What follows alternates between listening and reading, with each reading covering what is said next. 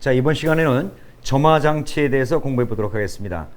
가솔린 기관 같은 경우에 공기를 흡입한 다음에 인젝터에서 연료를 분사하고 압축 행정 시에 불꽃을 튀겨줘 가지고 폭발을 일어나게끔 만들어 주는데, 그때 불꽃이 공기를 압축을 하면은 저항이 굉장히 증가돼요. 따라서 배터리 12V를 가지고 그 안에서 쇼트를 일으켜서 방전을 일으켜 갖고 불을 붙여준다는 것은 어불성설이고, 최소한도 2만 볼트 이상, 15,000볼트, 2만 볼트 막 이렇게 넘게 고압으로서 쇼트를 시켜서 그 들어온 연료에 불을 붙여주는데, 그럼 그 불을 붙여주는 시기와 그 다음에 그 고압을 어떻게 만들어내느냐, 그것이 바로 우리 점화장치에 공부하는 데 기본 원리가 되겠습니다. 그것을 알아야 되는데, 자, 점화장치의 원리를 한번 보면은, 우리가 앞전에 우리가 자기유도라든가 또 상호유도에 대해서 공부해 보신 적 있죠. 자석에서 그 철심에다 코일을 감아놓으면 전자력이 되는데, 그때 상대편에다 또 코일을 감아놓게 되면 반대편 코일에서 자력이 생기면서 순간적으로 전압이 상승되는, 이렇게 자기유도와 상호유도 작용에 의한 점화 코일이 있는데, 그것도 잠시 뒤에 다시 한번 살펴보기로 하고요. 먼저 자기유도는 한 개 코일에 흐르는 전류를 단속, 넣었다 빼줬다 하게 되면 그 반대쪽에 있는 코일에 유도 전압이 발생하는 작용을 이용해서 고압을 만들어냅니다. 단 1차 코일의 전류를 단속을 하는 거야. 1차 코일은 굵고 작아요. 적게 감겨져 있고, 2차 코일은 얇고 많이 감겨져 있어. 그 감은 권수비의 지름에 비례해서 발생되는 고압의 전압도 높아지는 겁니다. 그래서 그런 것들이 이제 그 한 케이스를 만들어 놓은 것이 이제 점화 코일인데, 자, 일단 그렇다 치고 상호유도작용, 하나의 전교로에 자력선의 변화가 발생했을 때 그 변화를 방해하려고 다른 전교로에 기전력이 발생되는 작용을 말한다. 그래서 여기서 발생되는 상호유도작용에 의해서 2차 코일에서 나오는 전압이 곧 고압입니다. 자, 그래서 이 내용을 한번 살펴보시면은 이게 바로 점화 코일입니다. 점화 코일에 이 빨간색이 1차 코일이고요. 파란색이 2차 코일입니다. 감긴 거 굵기 틀리죠. 그 다음에 밸런스 저항이 있고, 킥박스에서부터 이렇게 연결되어 있고, 배전기라고 있어요. 배전기. 이 배전기는 크랭크 축에서 동력을 받아서 크랭크 축이 두 바퀴 돌 때 캠 축이 한 바퀴 돌듯이 얘도 한 바퀴를 돌아요. 그래서 4기통일 경우에 이 축에서 동력을 받아서 이 로터가 돌아가면서 1, 3, 4, 2 순으로 쭉 고압을 돌려서 배분을 하는 겁니다. 따라서 1번부터 4번 실린더까지 흡입 압축 폭발 배기에 따르는 그 폭발에서 전기를 공급을 이렇게 해주는 거예요. 이 타이밍을 잘 맞춰놨죠. 그 다음에 요 안에 뭐가 있냐면, 요 안에 지금 포인트가 있습니다. 이게 포인트가 이 캠 축이, 요 축이 여기 요 축의 캠인데, 요 캠이 요 축에 같이 연결돼서, 지금 위에서 본 겁니다. 지금 옆으로 있는 게 아니고 요 로터가 요 캠 위에 로터가 끼워져 있는 거예요. 그래서 요거는 위에서 볼 수 없으니까 옆으로 이렇게 표현을 한 거고, 여기에 점화 코일의 플러스에서 들어간 전류가 1차 코일을 지나서 마이너스로 나옵니다. 마이너스로 나온 전기가 바로 병렬로, 하나는 콘덴서에 들어가 있고 하나는 포인트에 와 있어 가지고 요 포인트에 접점이 있는데, 요 사각형인 캠이 돌 때마다 요 러빙 블록이라고 있는데, 이 러빙 블록을 들어 올리면 포인트가 붙었다 떨어졌다 붙었다 떨어졌다. 캠 축이 한 바퀴 돌면은 포인트가 몇 번 떨어져요? 그러니까 4번 떨어지겠지. 4번. 그래서 붙어 있을 때 전류가 콘덴서에 모아져 있고, 전류가 흐르다가 떨어지는 순간에 상호 유도작용에 의해서 콘덴서에 모아져 있던 전기가 역방출을 하면서 여기 점화 코일 2차 코일의 고전압이 순간적으로 발생합니다. 그 순간적인 고전압이 중심 단자로 와서 로터의 중심으로 온 다음에 이 로터가 돌면서 각 점화 플러그에 공급하는 이 시그먼트라고 하는데, 시그먼트에 닿아서 연결을 시켜줘. 굉장히 순식간에 일어나는 일들이고 정확하게 타이밍이 맞기 때문에 다 해당되는 실린더에 고압을 공급을 합니다. 자, 그런데 우리가 이걸 왜 배워야 되냐면은, 여러분들 요즘에 이 포인트 방식으로 쓰는 건 없어요. 예전에 한 30년 전, 25년이나 30년 전쯤에 이런 방식을 썼어요. 그런데 지금 이거 뭐 시험에 나오겠냐 하지만, 여러분들이 이거의 기본 원리나 캠각이나 포인트, 이 기본적인 원리를 모르면 지금 나오는 전자제어식 점화장치에 대해서 여러분들이 이해하기가 힘듭니다. 그래서 제가 지금부터는 이 점화장치의 그 고압이 어떻게 발생되고 캠각이라든가 포인트 간격, 점화 시기에 대해서 조금 이해를 하셔야 되기 때문에, 그 부분을 하고 나서 보면은 파워 TR 방식이라든가 제어 방식이라든가 이런 것들이 쉽게 이해 갈 겁니다. 자, 포인터 방식인데 일단 포인트를 제가 한번 그려보겠습니다. 포인트가 이렇게 있어요. 여기가 암 접지고 접점이고 접지 접점이 이렇게 있습니다. 그 다음에 여기 러빙 블록이 있어요. 그 다음에 여기 스프링이고 여기에 전기가 점화 코일 마이너스에서 오는 전기가 하나는 여기 붙어 있고 하나는 콘덴서로 들어갑니다. 그 다음에 접지가 돼 있어요. 자, 그러면은 여기에 캠이 이렇게 사각형으로 이렇게 있죠. 그 다음에 이 축은 뚜루루 나와가지고 크랭크 축에서 동력을 받는 거야. 헬리컬 기어로 해서. 자, 그러면은 요 부분은 생략을 하고, 자, 보다시피 사각형 캠의 모서리 부분에 여기에 닿았을 때 이 접점이 떨어진 거 아니에요. 그러면 쭉 이렇게 돌아가는데 시계 방향으로 돌아갑니다. 돌 때에 이 평평한 부분에 오면은 이 스프링이다 보니까 이 접점이 어떻게 해서 붙겠죠. 붙는 거야. 그래서 이 부분이 다시 한번 밑으로 다시 한번 그려보면 접점이 이렇게 있고 접지가 있고 러빙 블록이 이렇게 있는데 만약에 캠이 이렇게 생겼다면 이 접점은 붙어버리겠죠. 이렇게. 그죠? 붙어버린 거야. 자, 그래서 돌았을 때에 돌면서 모서리 부분에 오면 떨어지고 미미터 부분이면 붙어버리는 거야. 그러다 보니까 떨어지기 시작하는 지점이 있고 붙는 시점이 있겠죠. 그렇죠. 그래서 이 고압은 언제 나온다고요? 전류가 붙어 있다가 떨어지는 순간에 콘덴서에 있는 전기가 역으로 들어가면서 2차 코일에 공급이 돼서 순간적인 고압이 나온다고 그랬어. 그러니까 붙어 있을 때는 전기가 콘덴서에 모아놨다가 떨어지는 그 순간에 고압이 나가는 거야. 그래서 요 부분에서 우리가 살펴보면은 점화 시기를 알 수가 있죠. 요거는 한 개 실린다. 이렇게 사각형으로 보자면 요 캠에서 이 캠을 크게 보면은 이와 같이 한번 보자고요. 이렇게 봤을 때 요래 회전을 한다면 이 부분에서 붙고 러빙 블록이 이 부분에서 붙고 러빙 블록이 좀 더 하다가 요 부분까지 오면 여기서부터 이제 떨어지기 시작하죠. 다음에 요 부분에서 또 붙을 거 아니에요. 그죠? 그래서 이 캠 접점이 닫혀 있는 동안 캠이 회전하는 요 각도, 이 각도가 바로 우리는 캠각이라고 이야기하는 겁니다. 캠각. 우리가 드웰각이라고도 표현해요. 드웰. 이 드웰각인데 보통 드웰각 이러죠. 근데 사람들 참 희한해요. 이 드웰이라는 단어 자체가 각이에요. 각이고 거기다가 드웰각을 갖다 각을 또 붙여놨어. 각각이지. 그러나 통상적으로 우리가 그냥 드웰각 그러는 거예요. 여러분들 이 각에는 종류가 있어요. 앵글이라는 거 들어보셨죠? 앵글. 여러분들 그 선반 같은 거 만들 때 앵글로 뭐 이렇게 짜 붙이잖아요. 그래서 그 앵글도 각이야. 그 다음에 드웰도 각이고. 그런데 이 앵글은 변할 수 없는 각. 그래서 우리가 볼트 꽉 묶어 놓잖아요. 변할 수 없는 각을 우리는 앵글이라고 하고 변하는 각을 우리는 드웰이라고 얘기를 합니다. 그래서 이 캠각에서는 우리가 드웰각이라고 하는 것이 수시로 변할 수 있는 각이기 때문에 우리 드웰각이라고 하는 거야. 이 캠각이라고 하는 것은 한 개 실린더에 주어진 총 각도가 몇 도예요? 90도죠.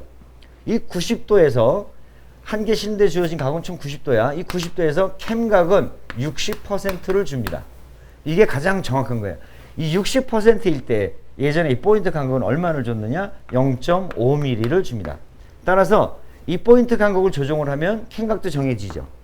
그렇죠? 이 캠각을 가지고 어떻게 조정할 수는 없어. 포인트 간격을 넓게 하고 좁게 해주고에 따라서 캠각이 변동이 돼요. 그렇죠? 그래서 포인트 간격을 필러 게이지로서 볼트가 양쪽에 있는데 이 정도를 조절을 해가지고 요거를 딱 0.5로 맞춰주면 캠각이 정확하게 60%가 딱 됩니다.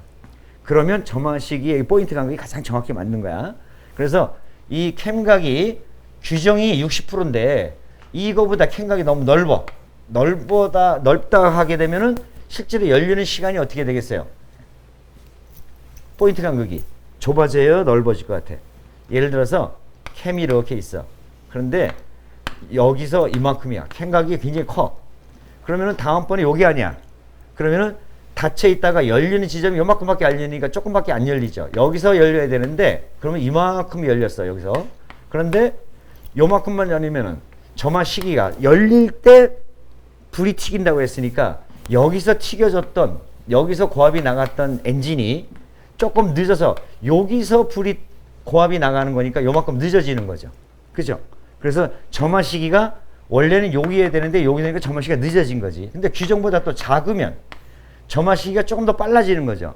그래서 엔진에 있어서 기본적으로 정확한 혼합비, 적당한 혼합비, 정확한 점화 시기가 가솔린 기관에서의 가장 핵심적인 건데 점화 시기가 변해버리잖아. 뭐에 따라서? 포인트 간극에 따라서. 그래서 이 세 가지가 여러분들 다 같이 한꺼번에 여러분들이 외우고 계셔야 되는데 뭐냐면은 자 지금부터 보세요. 포인트 간극이 작으면 캠각은 커져요, 작아져요?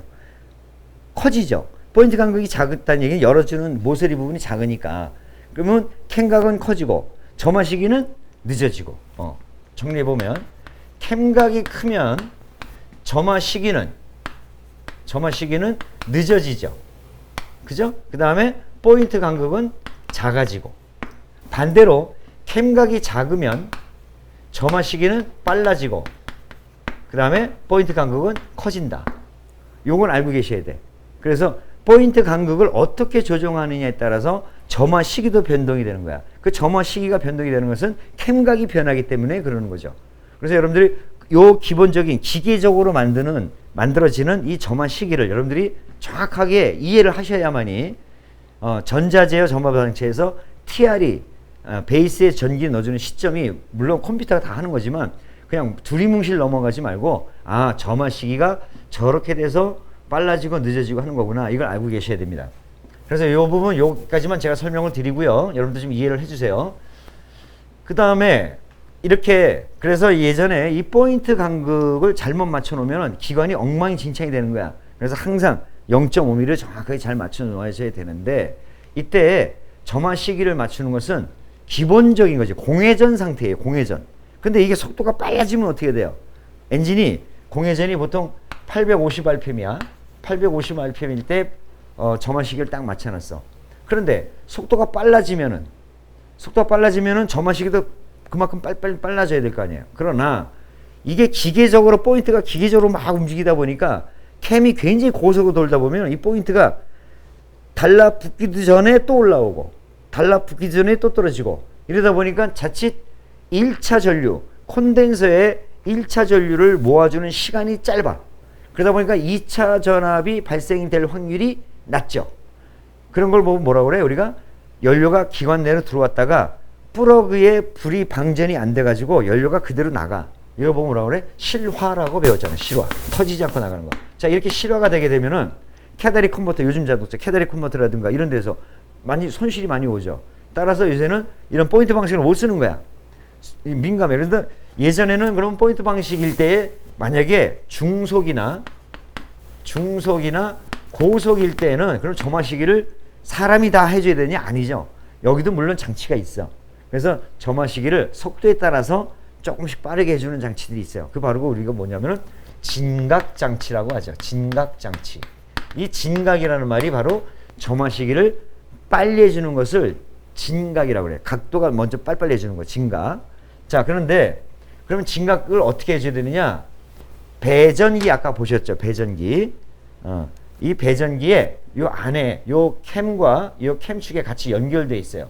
그 안에 원심 진각 장치라고 있다고. 원심 진각이라는 게 있고 그 다음에 진공 진각이라는 게 있어요. 그 다음에 연료의 질에 따라서 아예 처음부터 세팅을 해주는 옥탄 셀렉터라는 게 있습니다. 자, 이 세 가지를 가지고 여러분들한테 지금 설명을 드릴 거예요. 이 원심 진각 장치는 원심 추가 2개가 들어가 있고 진공 진각 장치는 다이어프램이라는 것이 있어요. 그래서 이 포인트를 잡고 있는 이 배전기 판에다가 이 포인트가 이렇게 설치가 되는데 이 배전기 판에다가 로드를 하나 딱 걸어놔 가지고 이렇게 로드를 걸어놔서 여기다가 다이어프램에 장치를 하나 딱 두고 이 다이어프램의 진공은 흡기 매니폴드의 서지 탱크에 연결되어 있습니다. 서지 탱크에. 우리가 저속이나 중속일 때에 흡입되는 공기에 따라서 이게 부합이 생기죠. 진공이 생기죠. 진공. 공기가 모자라. 그러다 보니까 이 호스를 이렇게 연결해 놓으니까 공기를 이렇게 빨아 당길 거 아니에요. 그러면 그 진공의 양에 따라서 이 다이어프램도 이쪽으로 당겨진다고. 그리고 이 판 자체를 이렇게 당겨. 그런데 축을 중심으로 캠이 여기 이렇게 있는데 캠은 시계 방향으로 도는데 캠이 돌아가는 반대 방향으로 진공의 값에 따라서 로드를 당겨버리면 이 포인트가 어떻게 되겠어요? 반대로 꺾어지겠죠. 이렇게 틀어진다고. 그러니까 어떻게 돼? 사실은 이 자리에서 캠에 의해서 접점이 떨어져야 되는데 이 판 자체를 당기니까 반대로 당기니까 캠도 돌고 반대로 당기면 반대로 당겨진 만큼 빨라질 거 아니에요. 점화 시기가. 그만큼 미리 포인트가 떨어지니까. 그죠? 이게 바로 진공진각 장치야. 이거는 저속 또는 중속까지만 작동이 됩니다. 그 양에 따라서. 근데 고속일 때는 이 안에 공기가 굉장히 세게 많이 들어가죠. 이 고속일 때는 서지 탱크의 진공값이 커질까요? 작아질까요? 작아져요. 진공이 거의 없어져. 그럼 얘는 다시 어떻게 돼? 다시 돌아가 제자리로. 그러면 지금 고속이기 때문에 점화 시기를 더 빨리 해줘야 될 상황인데도 불구하고 얘가 진공값이 없어갖고 다시 돌아가면 오히려 느려져 버리는 결과가 발생할 거 아니에요. 그래서 이 축 밑에 원심추 두 개를 달아놔서 고속으로 돌면은 배전기 축도 고속으로 돌 거 아니에요. 그죠? 고속으로 돌면은 이 원심추가 어떻게 돼? 바깥으로 이렇게 벌어져요. 원심력에서 벌어지면서 이번에는 이 판자 이 캠을 갖다가 이 캠을 축에 여기서 연결되어 있는데 이 캠을 돌아가는 방향으로 미리 틀어버려. 캠을 원심추가 벌어지는 양만큼 캠을 쓱 먼저 돌려버려. 그러니까 아까 진공진각은 캠이 돌아가는 반대 방향으로 포인트 판을 갖다가 반대 방향으로 틀어서 점화식을 빨리 해줬는데 이번에는 원심추가 캠이 돌아가는 방향으로 캠을 미리 돌려버리니까 그만큼 점화식이 빨라지는 거죠. 미리 포인트를 떨굴 수 있으니까. 그래서 이렇게 원심진각장치는 이제 고속에서 그 다음에 진공진각장치는 저속이나 중속에서 그 부합의 값에 따라서 움직여요. 그래서 서로 상호 관계를 가지면서 적절하게 기관의 RPM에 따라서 점화 시기를 빠르게 하는 진각장치다. 이게 점화 시기를 빠르게 하는 진각장치. 점화 시기가 늦어지는 거 우리는 지각이라고 하죠. 늦어지는 거 지각이라고 하잖아. 그죠? 그래서 진각은 빨리 해주는 거야. 그래서 지금 두 가지를 배웠습니다. 점화 시기 빠르게 해주는 거. 포인트가 떨어지는 순간에 고압이 나가는 거야. 그 떨어지는 순간에 고압이 나가는 건 곧 점화 시기와도 마찬가지죠. 그죠? 그 개념을 잘 알고 계시고 엔진에서 여러분들 배우셨을 거예요. 점화 시기가 어떻다는 거. 피스톤이 상사점 완전히 올라갈 때가 아니고 상사점 전 크랭크 축에서 봤을 때 약 10도 정도 미리 점화 불꽃을 튀겨주죠. 그래서 화염 전파에 걸리는 시간 동안 피스톤이 올라가서 방향을 바꾸고 완전히 폭발이 됐을 때 그 폭발력이 피스톤을 눌러서 회전력을 얻는 거야. 따라서 회전이 빠르면 빠를수록에 그만큼 불 번져나가는 시간이 있으니까 미리 불을 붙여줘야 되는 거야. 그 미리 불을 붙여주는 것들이 바로 이렇게 진공진각이라든가 원심진각 장치가 하는데 여기서 하나 우리 휘발유는 우리 옥탄가에 의해서 질이 결정지어지죠. 이 옥탄가가 높으면 높을수록에 불이 잘 붙을까요? 안 붙을까요? 다시 말해서 고급 휘발유의 옥탄가는 약 99 정도 나오고 보통 휘발유의 옥탄가는 96이나 97이 나와. 그런데 이 보통 휘발유보다 고급 휘발유는 불이 잘 안 붙습니다. 대신에 한번 붙으면 완전 연소가 돼버려. 그러니까 보통 휘발유보다 고급 휘발유는 점화 시기를 미리 공전 RPM 850rpm일 때 미리 불을 붙여줘야 얘가 불이 잘 안 붙으니까 번져 나가다가 한꺼번에 타이밍이 맞았을 때 꽝 하고 터질 거 아니야. 그렇죠. 그러니까 연료의 질에 따라서 점화 시기를 미리 설정을 해줘야 돼. 그 설정해 주는 게 바로 옥탄 셀렉터야. 옥탄가에 따라서 옥탄가에서 점화 시기 조정. 이 아까 여기 진공진각 장치 있죠. 이 진공진각 장치를 배전기 하우징에 고정하는 볼트가 두 개가 있어요. 이 진공진각 장치는 그리고 바로 요 부분에 어떻게 표시가 되어 있냐면 배전기 하우징이 이렇게 되어 있고 여기 보면은 로드가 나가면서 진공진각 장치가 있으면은 여기 눈금이 이렇게 있어요. 0. 그래갖고 이 볼트를 풀러서 이 로드는 지금 배전기 판을 잡고 있습니다. 이 진공진각 장치 자체를 풀러서 밀기도 하고 당겨주기도 해. 이걸 밀고 당기면 이 로드가 같이 움직이다 보니까 이 배전기 판이 틀어지고 당겨지고 하겠죠. 그래서 요 눈금 한 개당 여기서 하나당 요 한 개당 크랭크 축에서 2도씩 변화됩니다. 2도씩. 플러스 마이너스. 그래서 이거를 당겨주게 되면 플러스 쪽으로 가면서 점점 진각이 돼버려. 그러니까 0과 0에서 맞춰놨던 것들이 보통 TDC 전 전 10도에서 점화 시기가 이루어지는 세팅의 내용이었다라고 생각하면은 내가 보통 휘발유를 썼을 때 TDC는 10도일 때 연료를 바꿔서 고급 휘발유를 넣었어. 그럼 점화 시기를 조금 빨리 해줘야 돼. 그럼 어떻게 돼? 이런 방식이라면 볼트를 풀고 약간만 풀러주고 옥탄 셀렉터를 바깥으로 당겨서 요 한 눈금이 이쪽으로 딱 오게끔 만들어줘. 한 눈금만 딱 이동시켜주고 다시 고정을 시켜줘. 그러면 한 눈금 당기는 양만큼 배전기판도 요만큼 당겨졌을 거 아니야. 그러니까 캠보다 포인트가 이렇게 틀어지니까 그만큼 미리 가 있는 거야. 미리 가 있는 게 얼마만큼? 2도. 크랭크 축이 한 눈금당 2도니까 2도만큼이니까 12도 정도의 기본 세팅이 딱 되는 거야. 무슨 말인지 이해가시겠죠? 따라서 이 옥탄 셀렉터는 연료의 질에 따라서 미리 공회전일 때의 점화 시기를 세팅하는 진각 장치다. 그래서 배전기에는 이렇게 세 가지가 있습니다. 연료의 질에 따라서 해주는 옥탄 셀렉터가 있고 저속이나 중속에서 점화 시기를 빠르게 해주는 진공 진각 장치가 있고 고속에서 점화 시기를 빠르게 해주는 원심 진각 장치가 있다. 여기서 다시 한번 정리하면 캠각과 포인트 간극과 점화 시기 관계 다시 한번 보겠습니다. 캠각이 크면 점화 시기는 늦어지고 포인트 간극은 작아지고, 또 캠각이 작으면 점화 시기는 빨라지고 포인트 간극은 커지고, 이걸 거꾸로 바꿔서 점화 시기가 늦어지면 캠각은 커지고 포인트 간극은 작아지고, 포인트 간극이 크면은 캠각은 작아지고 점화 시기는 빨라지고, 이 세 가지의 이 작동 모습을 여러분들이 상상의 머리에서 상상을 하면서 어떤 일이 벌어지겠다는 걸 이해하시면 문제에서 어떤 내용이 나오더라도 이해를 하실 수가 있습니다. 아무리 전자제어 점화 장치가 온다 하더라도 가장 기본적인 것이 바로 이 내용이기 때문에 캠각과 포인트 간극, 점화 시기를 결정짓는 그 다음에 이런 내용들을 여러분들이 기본적으로 알고 계셔야 되기 때문에 가끔씩 시험에 나오기도 합니다. 이걸 기본적으로 가리키는 건 아닌데 근본적으로 이것이 지금의 현실화되진 않지만 여러분들이 점화 장치에 대해서 기본적으로 알고 계셔야 될 내용이기 때문에 가끔씩 시험에 나온다는 얘기 알고 계셔야 됩니다. 자, 됐죠? 자, 그래서 다시 한번 정리하면 점화 코일이 이렇게 생겼고 1차 코일, 2차 코일. 2차 코일에서 발생되는 거는 여기서 접점이 붙어 떨어질 때 여기서 고압이 나오는 거야. 그 나온 거를 로터가 딱 맞아가지고 점화 플러그에다가 전기를 공급하는 겁니다.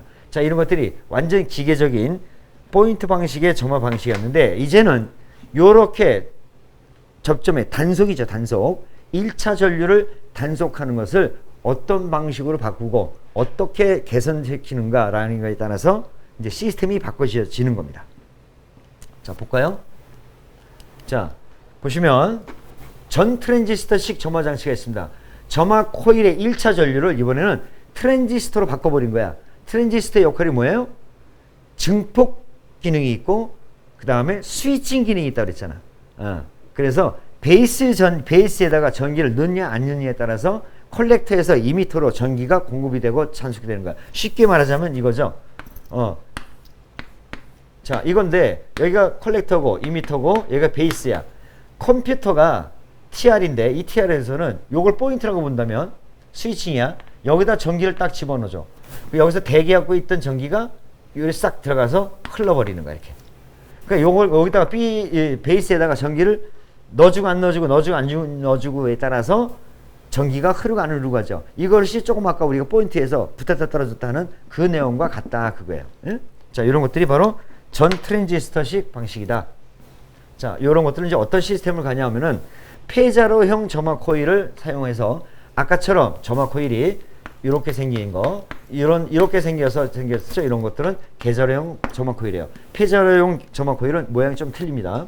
그 다음에 참고로 이런 옛날 방식의 점화 코일들은요, 여러분들 길거리에 전봇대 보셨죠? 전봇대 보시면 그 변압기 있죠. 그 변압기에도 코일이 무지하게 들어가 있어요. 철심하고. 그 층간 단락. 다시 말해서 여기 2차 코일들이 많이 있는데, 그 다음에 1차 코일도 있고, 자, 여기에서 이 코일들이 서로 닿아버리면 합선인데 그 합선을 우리는 합선이라고 안 그러고 단락이라고 하죠. 단락이라고 하면은 발생되는 고압도 약해질 거 아니야. 따라서 층간 단락이 이러지 말라고 여기다가 이렇게 흔들어 보면 출렁출렁출렁 하고 소리가 나요. 그게 바로 뭐냐면 이 안에는 액체인 절연유가 들어갑니다. 절연유. 전기가 통하지 않는 기름을 채워서 그 얇은 코일과 코일들이 서로 단락되지 말라고 저항체인 절연유를 집어넣는단 말이야. 그러나 폐자료형은 이렇게 절연유라든가 이런 것들이 필요 없어요. 요만하게 사각형으로 생겨가지고 고체 덩어리죠. 그런 식으로 생긴 거에 바로 폐자료형 점화 코일입니다. 2차 전압이 떨어지진 않는다. 반트랜지스터식 단속기 접점에서 발생되는 불꽃을 방지할 수 있고 반트랜지스터식 단속기 접점에 의한 고장을 배제할 수 있다. 자, 포인트 방식들은요. 포인트를 고정하고 있는 고정 볼트가 잘못하면 풀어질 수도 있고 포인트 간격을 잘못 맞춰 놓아버리면 어떻게 된다고? 아까 점화 시기도 틀려져 버린다고 그랬잖아요. 그러나 이 트랜지스터를 쓰게 되면 점화 시기나 이런 것들이 포인트의 고정 간극 이런 거에 따라서 점화 시기가 달라지는 일은 없을 거 아니에요. 완전 기계식에서 전자식으로 한 단계 올라온 겁니다. 그 다음에 점화 코일의 1차 전류를 제어하는 방식에 따라서 신호 발전식과 컴퓨터 제어식으로 분류한다. 이거는 이제 그 포인터만 지금 전 트랜지스터식으로 바꿨다는 그 개념만 지금 설명을 드리는 거예요. 자, 그 다음에 콘덴서 방전식 점화장치, 우리가 CDI라고 하는데 용량 방전식이라고 있습니다. 12V 축전지 전압이 DC-DC 컨버터에 의해서 DC를 DC로 바꿔주는 컨버터가 있어. 여기에 의해서 콘덴서를 가지고 200에서 250V 정도로 승합을 시켜서 콘덴서에 충전시키는 거야. 그 다음에 그 200에서 250V를 갖다가 순간 방출하면서 20000V를 또 방출을 해서 점화 플러에 공급하는 배전기의 점화 신호 발생기에서 점화 신호를 발생시킨다. 콘덴서에 충전된 전압을 점화 신호에 따라 점화 1차 코일에 방전하고 콘덴서의 방전에 의해서 점화 2차 코일에 고전압이 발생한다. 이것이 바로 CDI 방식입니다. 그리고 파워 TR을 이용하는 방식의 특징을 보게 되면 조금 전에 제가 다 설명드렸듯이 보세요. 이렇게 나올 때도 아까 제가 원심 진각이라든가 진공 진각, 옥탄 셀렉터 이걸 만약에 여러분들이 이해를 못 하시거나 내가 설명을 안 해드렸다면 원심 진공 진각 저게 뭐야 이랬을 거 아니에요. 그죠? 이렇게 계속 기본이기 때문에 여러분들이 알고 계셔야 되는 내용이야. 원심 진각 장치라든가 진공 진각 장치를 사용하지 않아도 된다. 왜? 컴퓨터가 알아서 속도도 다 감지해서 쏘니까 베이스에다 신호를 내가 빨리 주면 점화 시기가 빨라지는 거고 조금 늦게 주면 점화 시기가 늦어지는 거니까 이런 장치가 필요가 없죠. 그 다음에 고속 회전에서 채터링 현상. 이 채터링 현상이라는 게 아까 말씀드렸던 포인트가 붙었다 떨어져야 되는데 그래야 2차가 나오는데 고속으로 돌다 보면 붙을 새가 없는 거야. 이게 막 덜덜덜 떨어가지고 그런 거 보고 우리가 채터링 현상이라고 얘기하는 겁니다. 그래서 이렇게 TRC를 쓰게 되면 고속에서 채터링 현상이 발생이 안 된다. 노킹 발생할 때 대응이 아주 신속하죠. 노킹이 빵 발생하면은 이제 전자재에서 우리 배우셨지만 녹 센서가 그 충격을 이슈에 전달을 해서 점화 시기를 조금 늦춰줘야 되겠구나. 이렇게 해서 또 빨라져야 되겠구나. 정상적으로 하려면 이렇게 조절을 하기 때문에 대응이 굉장히 신속하게 빨라집니다. 기관 상태에 따른 적절한 점화 시기 조절이 아주 가능하다. 그래서 TR식 전자식을 쓰는 겁니다. 자, 그 다음에 계자료형, 아까 제가 말씀드린 계자료형 점화 코일 잠깐만 살펴볼게요. 1차 코일과 2차 코일의 건수비는 약 1대 60에서 100대를 한다. 1차 코일은 점화 코일 플러스에서 시작해가지고 점화 코일 마이너스로 연결되어 있습니다. 1차 코일은. 2차 코일은 점화 코일 마이너스에서 시작해가지고 중심 단자로 끝납니다. 연결 잘 하셔야 돼요. 그러니까 우리가 나중에 멀티 테스트 해가지고 검사할 때도 그걸 알고 계셔야 돼요. 자, 점화 코일 1차 코일에 단선 시험을 해라 그러면 리드를 어디다 대줘야 돼? 플러스하고 마이너스에다 대주면 되죠. 그 다음에 2차 코일에 단선 시험을 해라 그러면 마이너스와 중심 단자에다가 연결을 해줘야 되죠. 이래야지만이 2차 코일의 저항값이라든가 통전 시험을 할 수가 있는 거예요. 그런데 이런 계자료용 점화 코일에서 또는 폐자료용도 마찬가지야. 고압 케이블을 꽂다 보니까 이 안이 깊어요. 리드가 여기 안 들어갈 때도 있어. 그럴 때 여기다가 드라이버를 꽂아놓고 그 드라이버 쇠에다가 대주는 방법, 그것도 요령입니다. 자, 요거 아시겠죠? 그래서 1차 코일과 2차 코일이 점화 코일의 플러스 마이너스 중심 단자에 어떤 형태로 연결되어 있는가를 여러분들이 알고 계셔야 되고 그 건수비를 알고 계셔야 바랍니다. 1차 코일을 바깥쪽에 감은 것을 방해를 잘 들어가기 위함이다. 1차 코일의 감기 시작은 플러스, 감기 끝은 마이너스에 적되어 있고 2차 코일은 마이너스에서 시작해서 중심단에 연결됐다. 이것도 알고 계시고 1차 코일은 2차 코일에 비해서 큰 전류가 흐르기 때문에 선의 단면적도 크다. 알고 계시죠? 이거 알고 계시기 바랍니다.